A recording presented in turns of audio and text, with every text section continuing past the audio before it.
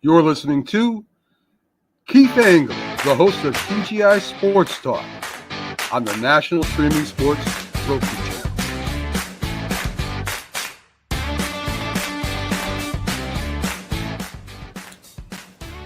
Hello, everybody. Good to have you with us. I'm Keith Angle for TGI Sports Talks, National Streaming Sports Talks, Jack and Keith's Weekend Playbook. As you know, from a couple last shows you've seen, I'm away. And the next show you see after this, I think after this, we'll be back live. Welcome in, Jack Hirsch, Hall of Fame boxing writer and all-around sports guru. Welcome, Jack. How are you today? Good, Keith. We're going to, today we're going to talk a little bit about something we haven't even had a chance to dive into, and we're already, 9 or 10 games in some cases, maybe into the NBA season. It's a long season, so we've got a lot of time to talk about it, but we'll get into some of the hot starts here and players that we're watching today, and maybe even get into, we'll get into some comparisons of players Jack and I have enjoyed watching in the past, and a little bit how the game is today compared to those teams. Jack being a Knicks fan, like me. I'm actually a Net fan. Oh, you're a Net fan, but I'm not. I'm a very soft Net fan. I'm not a devoted Net fan. I'm an indifferent Net fan. You're a front runner Net fan. I'm a front runner when it comes to the Nets. I'm a loyal Yankee fan no matter what. I'm a loyal Jet fan no matter what, even though I'm a realist as far as evaluating them. But I'm an unloyal Net fan. I'll go back and forth. I go back to the ABA days with the Nets. Okay, when Luke Hornacek was their coach, even people don't realize that. I remember those days. And players, the 2 championships that they won with Dr. J, Kenyon Martin, but let me tell you, with Dr. J, when you look at Dr. J's career, people think, well, he won 1 championship, and they think of the championship he won with the Philadelphia 76ers when he was with Moses Malone, when Malone predicted 4-4-4, meaning 4-4-4, and actually they lost 1 game, so Malone came very close to being a perfect prophet, but he won 2 championships in the ABA, so when you think of Dr. J, think of him as being a 3-time champion, not a 2-time champion. The ABA never really got, there were some teams that did well and got absorbed into the NBA, obviously. But they never really drew. They didn't get a TV contract, which is what really killed them. And I don't know if the Nets would ever have made it in this market, because even when they were winning a championship, the Knicks were still king here. Being a Knicks fan back to when I was a young boy, and I have to go back that far to get a championship myself. So we're in the same boat there, I guess, as long-suffering fans, because it's 50 years, over 50 years for both of us. What drew you to the ABA? Was it just No, they merged. No. Indiana Pacers became part of the NBA. I'm talking about you. How did you become a Nets fan and the ABA? You grow up, you're young, the new league is starting. You tend to like the new league. For example, the AFL, the American Football League. I was a fan of the American Football League that the Jets happened to be, and I wasn't an NFL fan. And I was, same thing with the ABA, new league. I was an ABA fan in hockey, and I'm not the biggest hockey guy, but I was an Islander fan because they were the new team. They came into existence when I was really young. So that was my team. And it made me understand a little more why so many people were Met fans. You had a ready-made New York Yankee, championship team, a dynasty. Yet when the Mets came into existence, they outdrew the Yankees by a substantial margin, not even close. But some of it was the Brooklyn Dodger bounce back, because a lot of the Met fans happened to be Dodger fans and getting a new franchise, and the Mets would bring back old-time Dodger players. Heck, Duke Snyder, Gil Hodges became Mets. Even Yogi Berra was a Met player for a couple of games. They played in the Polo Grounds, so they had to have some Giants people there too, I would think. So that would be my guess. Now, I once said something for fun, Keith. if you had to say any franchise and pick the greatest player position for position, as long as they played one game for the franchise and put them all in their prime. I mean, just think of it. You could have Willie Mays playing center field for the Mets, Duke Snyder, in right field, Robbie Alomar at second base, Gil Hodges at first base, Yogi Berra catching, et cetera, et cetera. So you could have a lot of fun with a dynamic like that. You need a time machine, but you could certainly do that. Yeah, well. And you could do that in the NBA too. Imagine a team, right, with Reed and Clyde and Dr. J. Oh my gosh. No. They weren't on the same team. Dr. J was in the Mets. These guys all play for the Mets and Dodgers. Right. Yeah. But I guess who did play for both the Nets? We had Michael Ray Richardson. Who else played? Was there anybody else who played for both franchises? Jason Kidd, right? Jason Kidd, right? He played with the Knicks near the end of his career. Yep. I think his last season. I don't think of him. It's hard to remember his time with the Knicks, even. It's so inconsequential to me. It was last season that he played. I'm pretty sure it was with the Knicks. He had some good years with the Nets, though, and went to back-to-back finals. He was incredible with the Nets. For a couple of years, he was a superstar. I know this is insane, okay? You might consider it, but Jason Kidd, for a couple of years at his very best, was every bit as good as Magic Johnson, every bit as good. And if I had a choice of either guy at peak value at their very best, I don't care if you give me Jason Kidd. I don't care, because he's going to be the way he carried the net teams to the finals 2 years in a row. He carried them on his back to a large degree. Those were good teams. Byron Scott was a coach, if I remember right. Well, I won't say they weren't that good a team. They were good enough to get to the finals, though. Because Jason Kidd carried them there.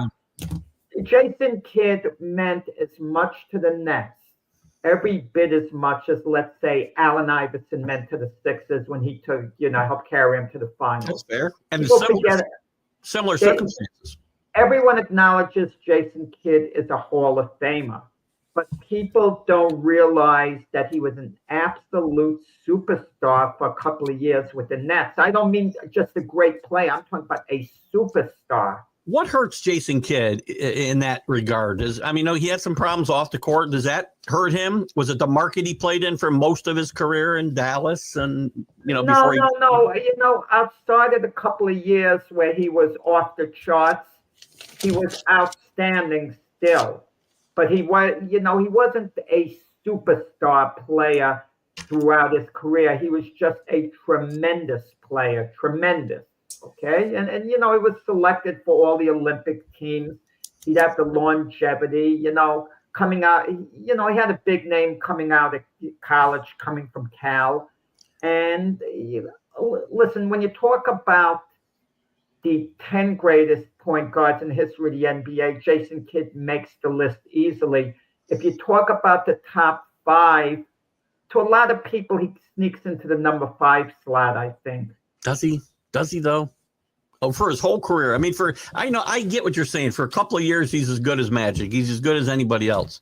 But absolutely, look at the entire body of work. Is he as good as Magic with the entire? No, not the whole body of work. Part of it too, and I hate diminishing any great player, because you need the right teammates to win. You really do.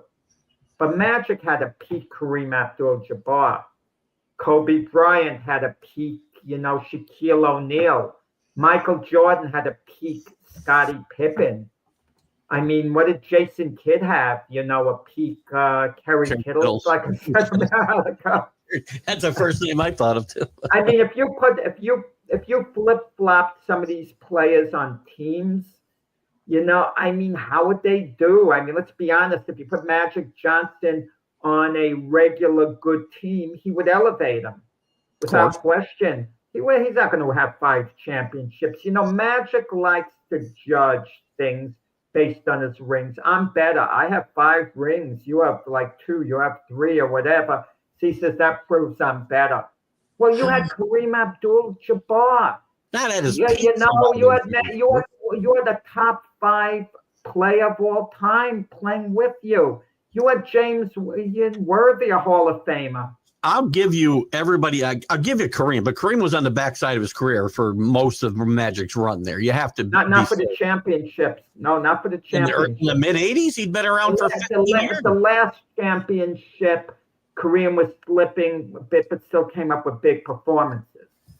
But when they won at 84, he had to be 35 years old, for crying out loud. I'm not saying he wasn't a great player still, but he wasn't the player he was in Milwaukee or his first few years in LA. Kareem. Well, they lost to the Celtics in 7. He wasn't his prime, and that's when Magic had that horrendous series. Horrendous. Yeah. I can't believe how bad Magic played in one series. Yeah, for whatever reason. And then the next year, the Celtics won it, and Kareem was still at a high level, but the slippage was starting a little bit. He was still outstanding, but not quite the same. That was Magic's last championship, right? 80, yeah, he lost. He didn't win one after Kareem, was gone. No, they lost, I think, in the finals one year, if I'm not mistaken. Michael Jordan's Bulls. Yeah. And so Kareem never won without. I've got to give you that. He never won without Bar. So Kareem won a championship before he got to the Lakers with the Milwaukee Bucks. With the big O Oscar Roberts. With Big O, he lost. I think he was. They were 1-2 in finals, though. 1-1, I think, weren't they in finals? The Big O is past his peak. That's the only thing that bothers me about Kareem. What you just mentioned, 1-1. The 7th game for the championship against the Boston Celtics, he got outplayed by Dave Cowens. Yeah. Okay, and that bothers me about Kareem. It was all on the line. It's not like he got outplayed. And if they were down 3-2 and he got outplayed, that's bad. And then they lose 4-2, that's still bad. But 3-3 and you see the finish line and it's all on the line. And Cowens was a great player on his own right. But no one talks about Dave Cowens as being one of the top 10 centers of all time. Even though if we sat down and we studied it very carefully, maybe we could find him a lower spot on the top 10. I'm not saying we couldn't. It'd be close. I mean, he's got championships. He's got MVPs. He was pretty good. But you will not. You're obviously not going to put Dave Cowens ahead of Shaquille O'Neal. You're not going to put him. No. You're not going to put him. You'll pick Hakeem Olajuwon over him. You'll pick Wilt Chamberlain over him. Wilt, Russell, the two guys you just mentioned, obviously, Kareem, so I'm up to 5. Where else am I going to go? Well, where else am I going to go? You'd have to do some heavy thinking. Well, Willis Reed better? Is Willis Reed better than Collins? Jokic. Yeah, we got to think today. Right. I mean, we don't think of guys being traditional centers per se, but that's just Jokic's position, really, in reality. Guy, any player who plays the middle. So, listen, I put Dave Cowens ahead of Robert Parrish, for example.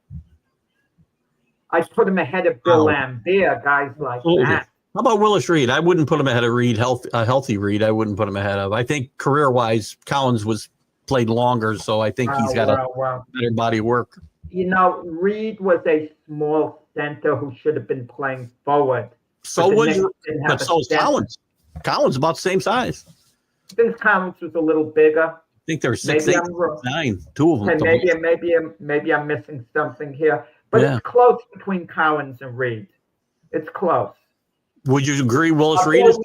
Bill Walton. You'd have to rate a healthy Bill Walton ahead of Dave Cowens. And if we start thinking more, I mean, if we're really digging back into time, Nate Thurman, Walt Bellamy. Great. Delmo Beatty. Some great players George there. George Mikan.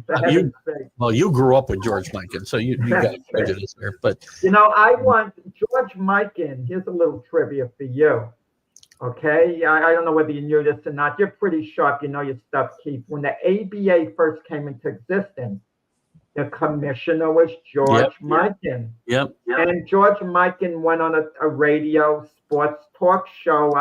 I think it was Bill Mays' show, but someone I think was sitting in maybe from Mays. I can't say for sure. I know that, but I called up as a kid.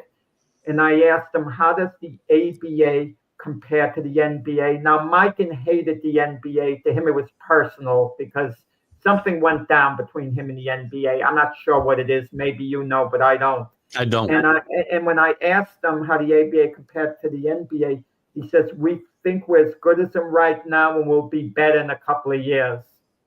Okay, well, I don't know what he based it on, but they were plotting. I mean, one big thing that could have been a linchpin for the ABA is, I know from reading a book I read recently that they were all in on getting Alcindor at the time to the ABA. I mean, they offered him like $1 million in cash to forego his senior year at UCLA and jump to the ABA.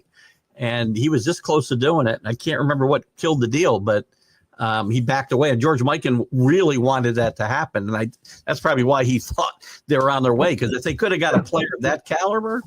No, I'll tell you what happened. I remember he was drafted by both the Milwaukee Bucks and the NBA, and the Nets had us right in the ABA. I'm not sure whether the Nets had it through a draft or whatever. They had a weird thing. They had a weird territorial draft they did in the ABA, I remember. So, right? Right. And the Nets, he asked both teams to make him their best possible offer right off the bat. He's not fooling around, Kareem said. Lou Alcindor at the time, make me your best offer and no strings attached, and that's that, and I'll make a decision. Well, Milwaukee made one offer. The Nets made an offer. And then they came back with a second offer, and he was kind of put off by it. And he said, no amount of money is going to, test my integrity after the Nets were coming back with another offer. The Nets didn't do what he requested of them to do. They were kind of like playing games, in his opinion. Right. So he, right off the bat, wound up taking a little less money to actually go to the NBA. Had the Nets bowled him over with an offer, he would have been a Net. And I wonder if he ever really got his money.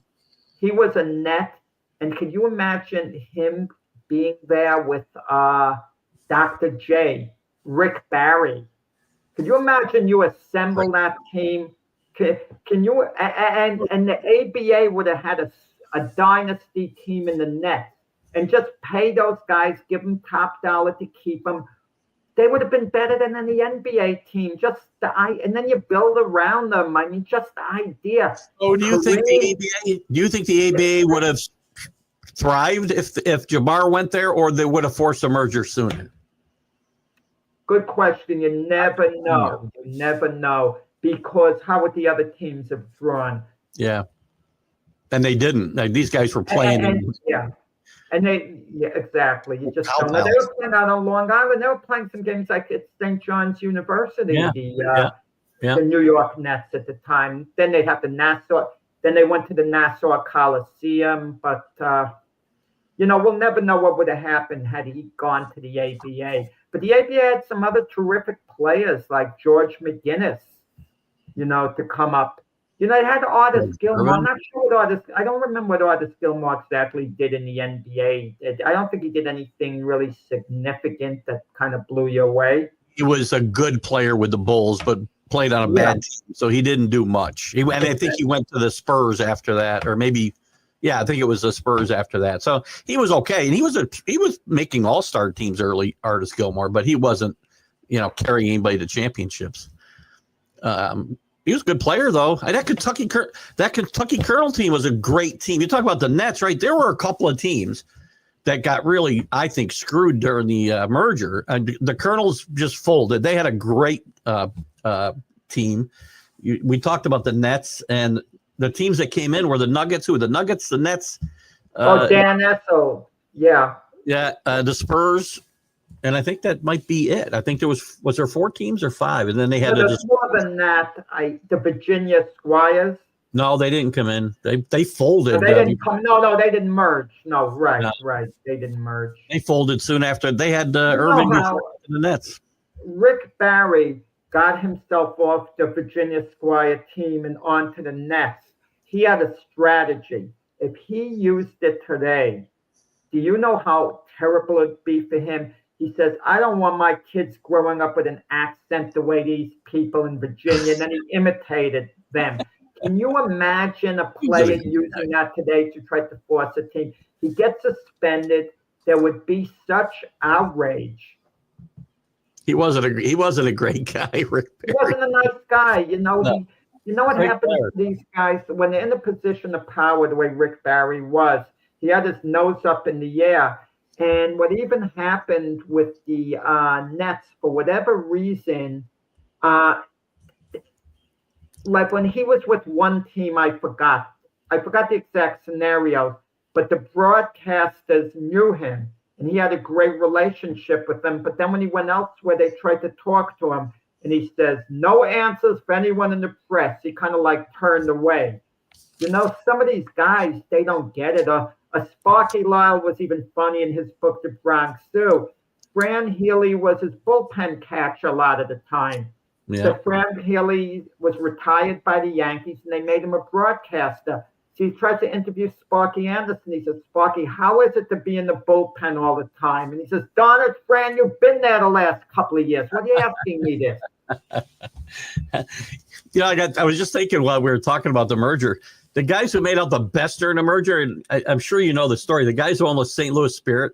Marvin Barnes, I think about. Well, I think about the two. I think there were two brothers that owned the team, and they agreed not to go as part of the merger for a piece of the NBA TV contract forever. Their family will get paid forever. Whatever happened to that?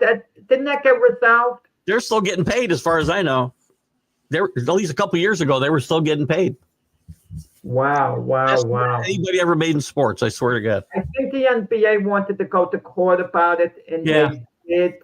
And a judge, the last I heard about it a while ago, a judge told them both sides to come to an agreement so he doesn't have to rule. Well, maybe they had a final payout, but they collected for 50 years at least. That's a pretty good deal. Yeah, without question. That's interesting. I didn't expect to go down that road with the ABA, but that's cool. I like talking about that. I didn't have access. I don't know how you watched games. I think HBO, when it was young in its infancy, when I was 12 and 13 years old, they would show some games now and again, but I don't know where you realize. I didn't know that. The local channel, like WOR Channel 9 in New York, they would show some net games. Oh, let me tell you who did the broadcasters for the net games. The great Marty Glickman, one of the all-time great broadcasters. Yeah. And great Hall of Fame broadcaster. And you know who did games with him? 1 year? John Sterling. No. He did do games, though, didn't he? So this will blow you away. He's a Hall of Famer. I don't know. Bill Russell. No, I'll give you a hint. He's a Hall of Famer, but not in the sport of basketball. Oh, interesting. I have not got a clue. Okay. He's a baseball player who played a little bit for the Harlem Globetrotters. Bob Gibson. Bob Gibson. Let me tell you something. As great a pitcher as Bob Gibson was, and as intelligent a man as he was, as good an interview as he was, if you talked to him and had a mic, well-spoken, smart, he was the worst broadcast I ever heard. And let me tell you why he was the worst broadcast I ever heard. He never said anything. And at the end of the first game, he said that he broadcast to Marty Glickman. He said nary a word. And he said at the end of the game, well, I'll have more to say going forward, but this pace was so quick. The pace was so quick for him, he couldn't keep up to say anything. I mean, or in a baseball, I guess. Some remarks. I would have handed him a sheet of paper with 30 things or so to say. And one of them, whenever they take a long shot, say the player shouldn't be heaving up long jump shots like that. That's a bad percentage shot. And the other one, they've got to, be a little tough off the boards. I just give them generic things. I actually did that once. There was a competitive game of basketball in one of the schools. Yeah. And the guy who had to coach an emergency, one of the teams didn't know anything about basketball. I gave him a list of things I wrote down to say. The only mistake that he made, okay, is when his team had the ball and they were dribbling up. He misread it. He said, tighten up the defense. You mentioned your boy John Sterling. Didn't he do Nets games for a while? Did. Yeah. He was just he's just a so-so basketball, broadcaster to me. Great radio baseball broadcaster. Like I said the other day, I loved him doing baseball. He was so-so. If you called John Sterling up and you at that time and you had a suggestion of how you think, he could do his job just a little better. Yeah. He would go off on you like, how dare you tell me, a peasant like you. He wouldn't use the word peasant exactly, but he treat the person like that. How dare you tell me? How dare you question my work? I mean, what the heck do you know? Like that would be Sterling's attitude. I was not a big fan, and he likes the big time people. I think, as you said.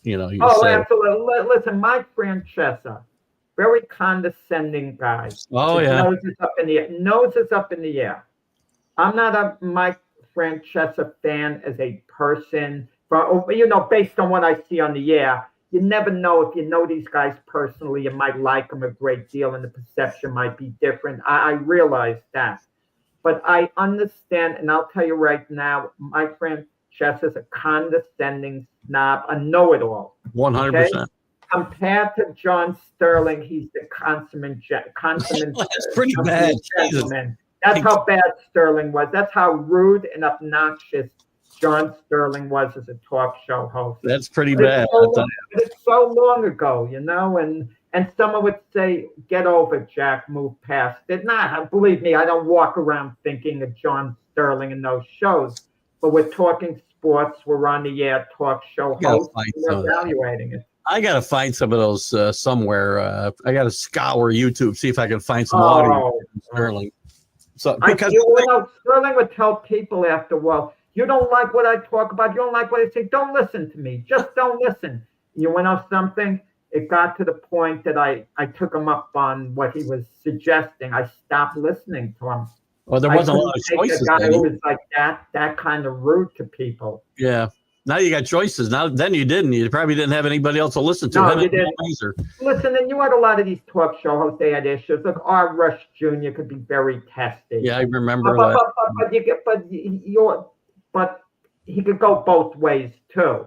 He could try to be patient and so on, and whatever.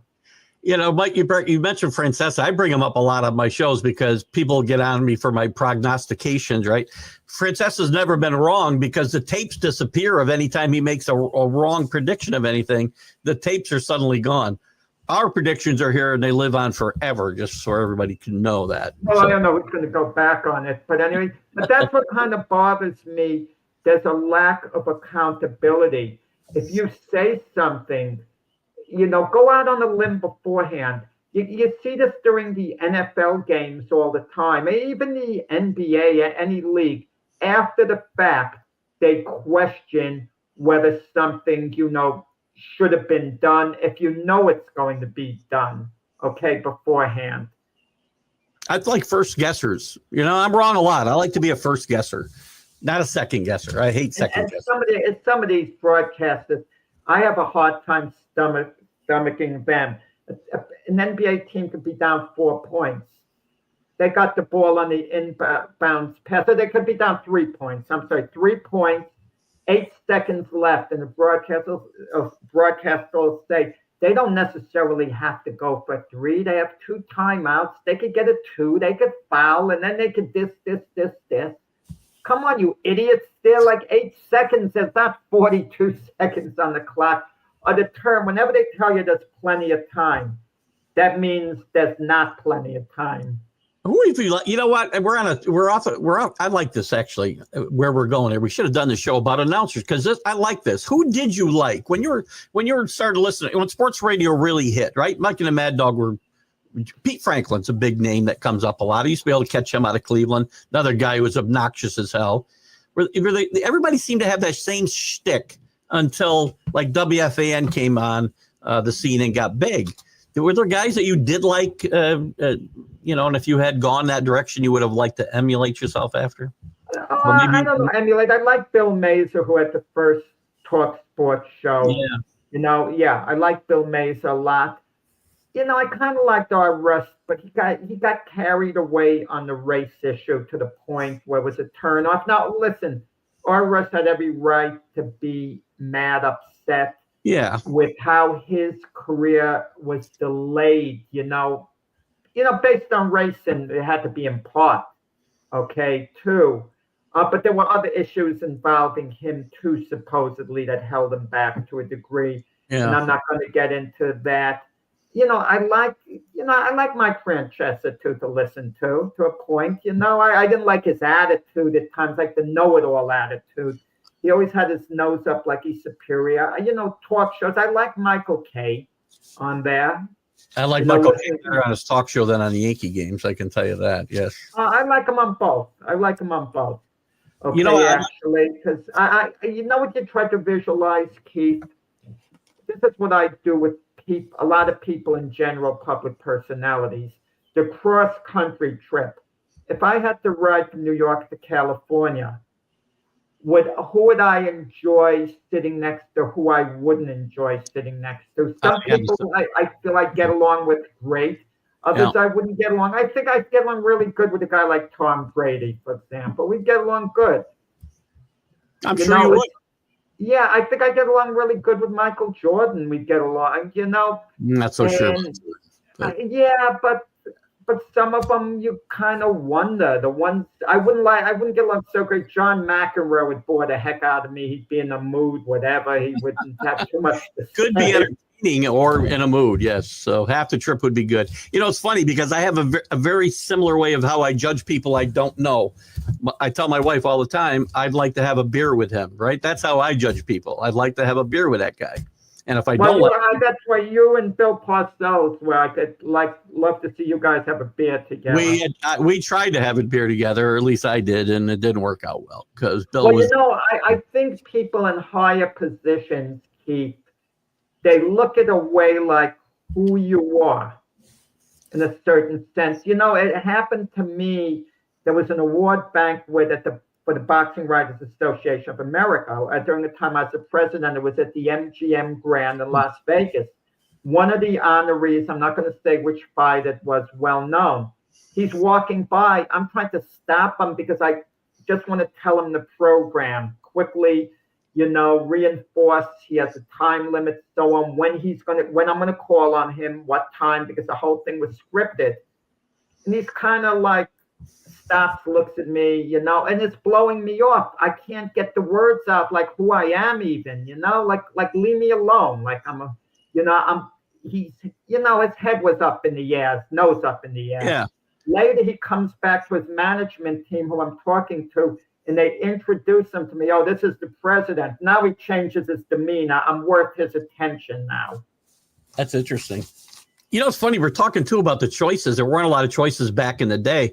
Interestingly enough, up here in the capital area, in the Albany area, Albany, Saratoga, when I was a kid, 1975 into the early 80s, you would think there would be nothing up here. You had like 3 or 4 choices of decent guys doing sports talk radio up here at a time where it wasn't even a big thing nationwide. So it was very interesting up here. Or were they entertaining? That's the thing. I think you have to be entertaining, first of all. Yeah. That's why I don't like to talk about generic things. I like to talk about players and so on. We're talking generically now, which I try to avoid. That's People all right. like to hear the broadcast. Look, football, I like Al Michaels a lot. I've always liked Al Michaels doing the games. I'm old school. I'm kind of old school. I'm a big Pat. I was a big Pat Summerall guy. I love Pat Summerall. I actually liked him better. Him and Tom Brookshire. I liked him better with Brookshire than I did with Madden, actually, and they were great. So they're kind of 1 and 2. Summerall, Brookshire, and Summerall, Madden are like my 1 and 2 guys. Love Dick Enberg, another guy I loved. But it's interesting because his longtime partner Bob Trumpy just passed away here a few days ago. I thought they were tremendous together. I don't listen to games now. I half the time don't have the sound on. Or I've got it down. I like to have the sound on because they're going to give you some information you otherwise might not have access to. But all they do is they never stop talking. Tony Romo never stops talking. Never. Well, you have to look. I look at it this way. They smothered the game. If I could go to a game with Tony Romo and hang out. And the thing about Tony Romo, he gives you the impression he's like a fan, even though obviously he's more than that. He has a certain enthusiasm level like a fan. You picture him as being the guy sitting next to you. Madden is like the guy you're having a beer with, like you mentioned before. You can sit down with Madden, watch the game, and have a beer. I was on a family cruise. And my son-in-law is a big sports fan. He talks about Francesa. His opinion of Francesa is pretty much what mine and yours is completely. So I'm watching the game with my son-in-law, and this young kid, for some reason, is near us sitting, and he keeps asking my son-in-law questions. My son-in-law is answering, but not paying the most attention to him, being minimally polite. Okay? Being polite, but not enthusiastic. And I said, you're treating this kid the way Francesa's treating, it's the way Francesa would treat you if you're asking a question. I got to tell you, if you sat me down and said, you got to watch this entire football game with Tony Romo sitting next to me, I wouldn't make it through half of the first quarter. I'd be out of here. Yeah, but it's like a fan, and that's what Madden is to a large degree. Now, certain guys, you can stop. Like if you had seen Madden walking in the street and you stop and say, John, it's okay, ask you a couple of questions on football, he would stop and he would talk to you. You get the impression. And then there'd be a crowd around him. He never stopped talking. Drew Bledsoe didn't like Tony Romo. He came out with something not long ago. I think because he knew he was after his job, and I think he did a few things that were not quite savory in Drew's mind. And again, Drew was done pretty much with the Cowboys. He wasn't much of a player anymore, but he didn't like some of the things that Romo did to try to ingratiate himself with coaches. I know this. So anyway, look at Tony Romo made something out of nothing. I mean, he was undrafted free agent. Nobody gave him a second thought. The first big moment of his career, he fumbles a field goal, and he ends up being the highest paid announcer in history. So I guess he did something right in his career. Well, you look now, Tom Brady, how would you evaluate the job he's doing?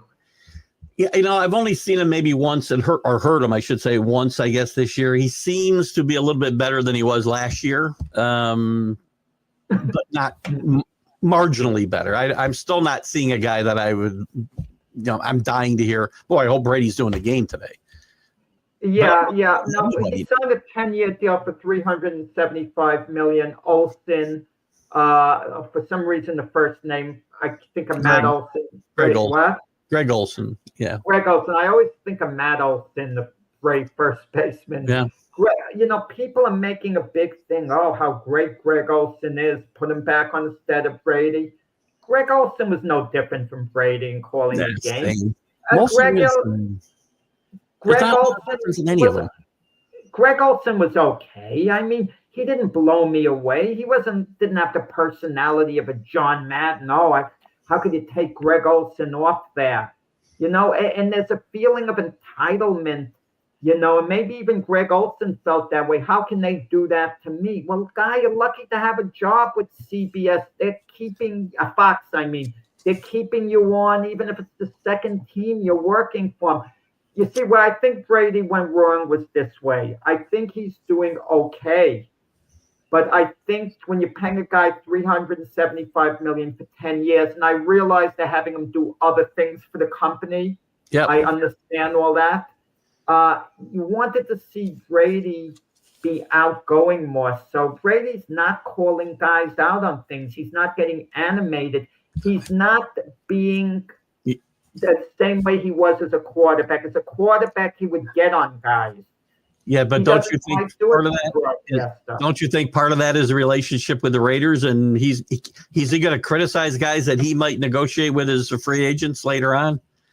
I think that's part of the reason he shouldn't be doing it. He should not be doing the job. I agree 100%. Agree 100%. Well, since we're on this topic, I want to do something that I think will be fun. I hope you do. Just throwing this at you. So you've got to listen, and I'm going to go 3 sports. Maybe we'll get a fourth if you think you can do college football. In each sport, if you had to spend eternity listening to 2 guys call a game in each sport, and I'll start with football, who are you listening to? You got to spend eternity every day, every minute listening to these 2 guys. I mean, 2 guys historically or today? Forever. No, at any point in time. And pro football. I mean, I like Joe Buck and Troy Aikman. You're good. I'll take Summerall and Brookshire myself. How about baseball? Yes, but I got the feeling, just let me detour a little, evaluate. Got the feeling that Brookshire just, wasn't as knowledgeable as Troy Aikman. I think Troy Aikman's tremendously knowledgeable, the insight. Too knowledgeable. Brookshire wasn't bad, but okay. I think you would get inside story. You get different type of information from Brookshire, not football nuts and bolts, right? You get behind the scenes stories about players, his playing career. You get that type of stuff. I like that. It's a hard one to answer because you're even saying in baseball. I mean, I could say, for example, entertainment, Vince Scully and Joe Garagiola. I would agree with that, and I'd throw Tony Kubek in just for a good. Tony was not. Tony was very knowledgeable. The thing with Tony Kubek, very analytical. Yeah. Tremendously analytical. Yeah, I like Tony a lot, and I love Vince Scully. And Garagiola was, fun. So I think it's a great. And I'm going to tell you, and there's a difference involved. I don't know where you're going to mention NBA or whatever. Nope, I'm going to the NBA next. Yep. I'm not really sure, but I know yesterday on tape delay, when the Knicks were playing, their game was on ESPN. I switched to the MSG network that it was also on because I wanted to hit Clyde Frazier, even though I hear him all the time. So not that he analyzes the game any better than them, but he's fun. Yeah. He's fun the way Clyde's like a fan joking around this and that, and he has wisdom on top of it too. Yeah, I was going to actually say Frazier, and all of a sudden I'm forgetting his partner's name, who's the lead guy on NBC too. What's his name? Croswick? No. He's doing the games today with. Oh crap! It'll come to me. You know who I didn't care for, and I realized I only have a minuscule amount of basketball knowledge compared to him. UB Brown. UB Brown was so. Oh, he was great. He was great. Oh, he was great. Yeah. If you want to take a basketball course, you want to learn everything about the game. But generically, as a fan, as far as entertainment goes, making the game fun, he didn't make it fun to listen to, but he was so intense. It was as if he was coaching the game. I'll give you my NBA. Give me Dick Vitale's enthusiasm first. Well, you can pick him for college basketball. There you go. But for NBA, here's my group. I'm going to throw Frazier out only because he's a regional guy. I'm going to say the team that worked on NBC during their heyday, Costas, Bill Walton, Steve Jones were tremendous. I thought as a group, Steve Snapper Jones were tremendous. Walton was just like unbelievable. Walton was like a fun guy in his thing doing it. It was like fun. A personality thing. So college basketball, Dick Vitale, got to be there. Like Billy Tacker. I would go with Enberg. Actually, you know what? I can't take Vitale. I'm taking Enberg, Packer, and Al McGuire. Loved him. Yeah, but you named 3 guys, not 2. Well, they did the job together, they though. did it with him. Yeah, they alternated. Sorry, a team, right? Not just 2. It could be 3 guys. College. Wait! Basketball. Did Johnny Most have a partner? Johnny Most. Did he have a partner? I think he might have. That was in a day. Him and Chick Hearn. I think they did the games together. They did the games together. You gotta love a guy. Did them alone. You gotta love a guy who says, "We got hosed on that call." You gotta love that. Why can't we have more of that today? You know what bothers me, Keith? You like this Holmes? Is what bothers me a lot. So when someone is broadcasting a game and you're saying, well, they have to be impartial. Yeah, under normal circumstances, I agree. But if a player has played for a team his entire career, loves that team, I don't want to hear them being impartial. Not at all. I agree. A-Rod works for the Fox Network. He says, I always root for the Yankees to win. I don't want to hear take him off. Troy Aikman. If Troy Aikman says, yeah, I want the Cowboys to win, but I can call the game down the middle and I can criticize them, that's good enough for me. I don't want to hear a home team's broadcaster being completely detached. I want Michael Kay, David Cohn, Paul O'Neill to want the Yankees to win. If they really are impartial and they don't care, I don't want them there. That's what I didn't like about Tim McCarver. Tim McCarver was completely detached from any team he was working for. Tony Kubek was that way. Tony Kubek, too, when he worked for the Yankees, was that way. That's one of the reasons he got fired. He was too hard on the Steinbrenners, so he got fired. Well, that was a personal issue with him and Steinbrenner, because he said Steinbrenner managed the Yankees like it was an expensive toy. that wasn't calling the game per se. That was just talking about, Steinbrenner. Yeah. I like guys who can be homers. And he wasn't working for the Yankees at the time. Kubek was with NBC and he didn't get fired over that, from what I know. No, he did call regional Yankee games for a couple of years and he got fired. 100%. But I don't think he was calling the Yankee games at that time. Oh, he may not. Yeah. Well, no, he might have got fired later on. I mean, he wasn't with them but a couple of years when he came. Yankees had some good announcers back in the day. Jim Cott was great. Tony Kubek was great. I'm going back before this current group. Bobby Mercer, I loved. He's my favorite player. He's my favorite announcer. They're pretty good now. Joe Girardi's very good. He's not bad. And the Yankees are streaming down. They're going to, it's going to be pretty much, they want, they've had about 6 guys on their roster and they rotate them in and out. You never know who's doing the game. But they fired John. Certain guys they like. I mean, Paul O'Neill's all right. He doesn't move the needle for me that much because he's very conservative. But certain guys, it's hard. A team doesn't want to move on from them because they're legacies. Paul O'Neill was George Steinbrenner's favorite play, I think, during those years. And I think Hal Steinbrenner is aware of that. His dad wouldn't want O'Neill, who was the Yankee Ultimate Warrior going elsewhere. David Cohn's got great insights, and he's on the national scene with, ESPN. Cohn is too good to be let go. Michael Kay has traditionally been the Yankee play-by-play man. And are you really going to get someone better than Michael Kay? He has this. Not on a regional level. I mean, no. No, on a regional. That's what I mean. He has this great enthusiasm level, Michael Kay. I think he brings a broadcast. And you compare that to the Mets. The Mets are really, excellent with Gary Thorne, Ron Darling, too. Hernandez. I mean, they're really, good. They're really solid. By the way, I think the Mets have advantage on announcer teams because those 3 guys are going to be there every night. And the Yankees, like I said, they mix and match. You never know who's going to be there. But great point. But they've moved a bunch of guys out. John Flaherty's gone. There's 2 or 3 guys gone that won't be there next year because they want more continuity game to game. I think Jeff Nelson as well. Yeah. You need the continuity, but I also understand it's a long season, and if you're Michael Kay, you don't want to get on the plane to go to Oakland for 3 games, then Anaheim for the Angels.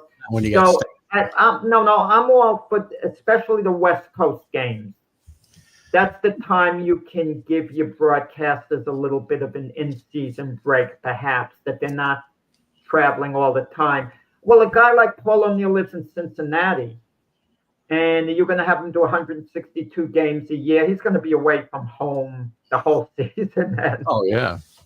I think the Yankees miss Ken Singleton. I like Ken Singleton a lot. I think they miss him. He retired. Yeah, he was good. I liked him a lot.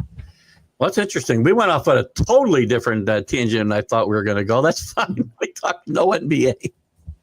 Well, with some broadcasters, that's what happens. I mean, you got to have to make adjustments. It's calling an audible. I wish I'd thought of the topic before we started. This is a better topic than going down the NBA. Oh, no, we were talking, the NBA with the broadcasters, and like I mentioned, Johnny Most before.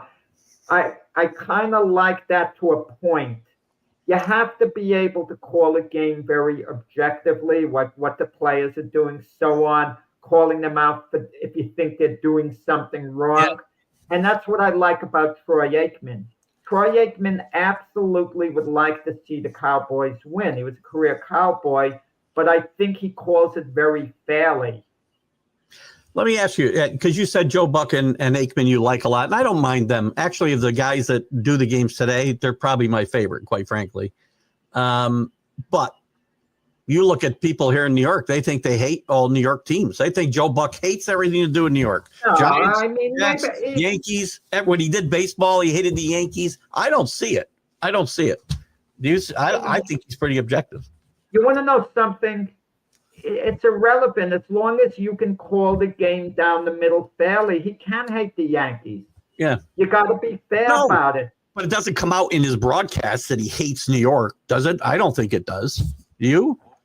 Well, one of my favorites, going to another sport, when Jesse the Body Ventura was a broadcaster for the WWE, and Vince McMahon was behind the mic. Vince McMahon was talking about all the upcoming places where they were going to have wrestling shows. Yeah. And he said, and then on this date, we're going to be at Cleveland. And he says, I don't want to go there. I hate being going to Cleveland. And McMahon said, no, Cleveland's a lovely city. And Jesse the Body Ventura said, it's a miserable city. It's a dump. And then McMahon said a moment later, and then the following week we'll be in Las Vegas. And Jesse the Body said, that's my type of town. I was cracking up laughing. That's a great, I tell you, I don't follow wrestling anymore, but back when it first came on USA Today, and Jesse the Body and Mean Gene Okerlund, and these guys were all announcing, it was hilarious. I loved it. Well, you go back to Ray Morgan when he was the broadcaster? I don't go back that far, no. Yeah, I go back a little before you. They used to have this guy, Ray Morgan, and when a guy was about to get pinned, he got basically knocked out. Morgan's line was, good night.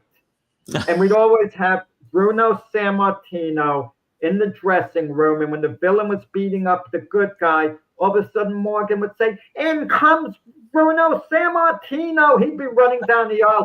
He'd come in the ring to save the day. He'd either save the day, another villain would hit him on the head with a chair, knock him out, and Sammartino would say, he'll pay for it with his blood. And that would be the build-up for the big show at Madison Square Garden.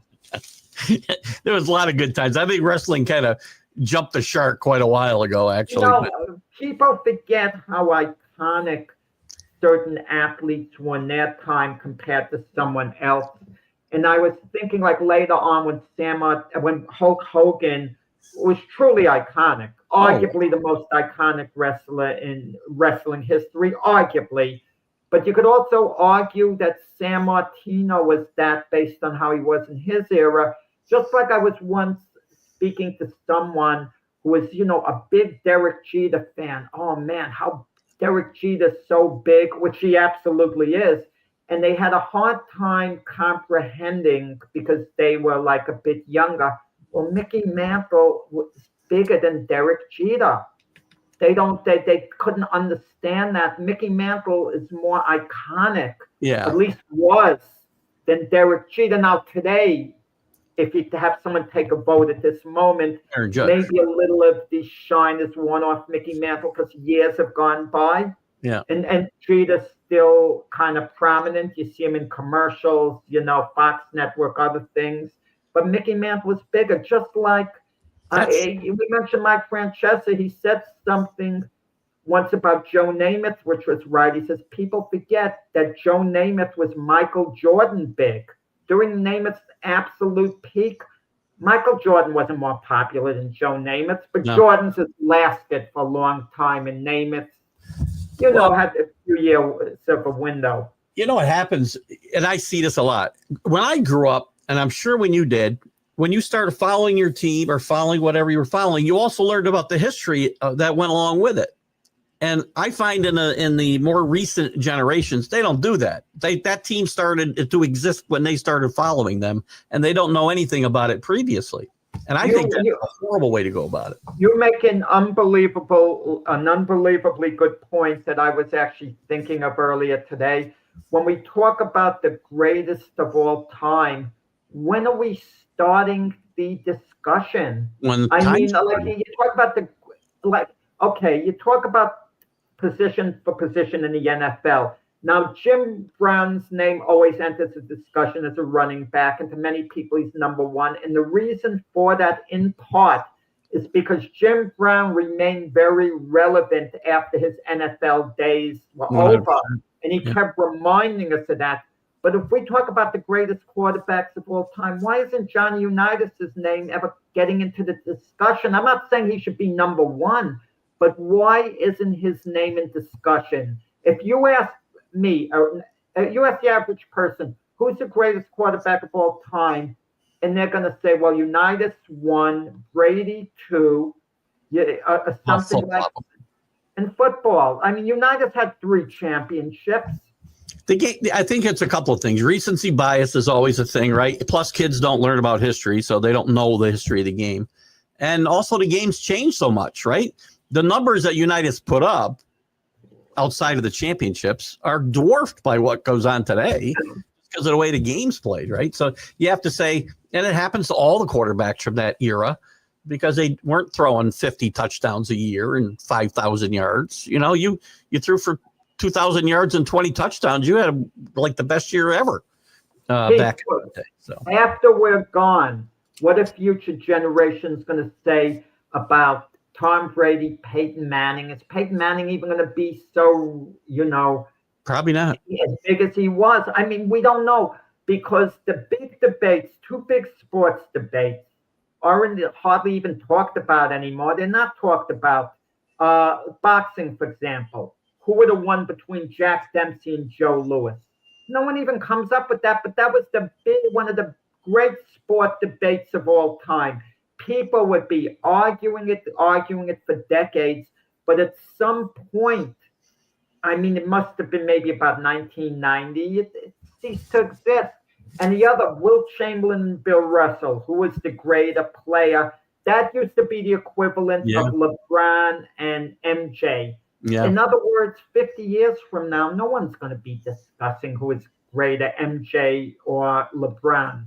It's always a recency bias in anything we talk about, so it's fair. It was Brady and Manning for a while, but Brady, had so many Super Bowls, it was hard to put Manning ahead of him just based on the Super Bowls. Even though you could do that, you could make that argument. The vast majority, they come up with a term for guy and it sticks. One of the terms, Brady, they said, oh, he's the GOAT, and it catches on like wildfire. It caught on with Mariano, greatest closer of all time. Everyone's starting to talk about it. And certain terms, come up, and we just get caught up in the terms, and people go crazy with it.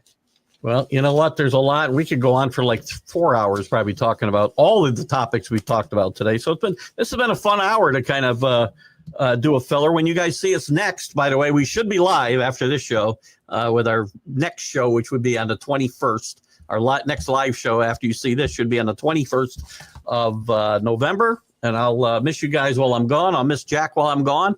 But good job filling in on some of these filler shows, Jack. And I look forward to seeing you live again on the 21st. Same here, Steve. Thanks, guys. Have a good one. Keith Engel for Jack and Keith's Weekend Playbook.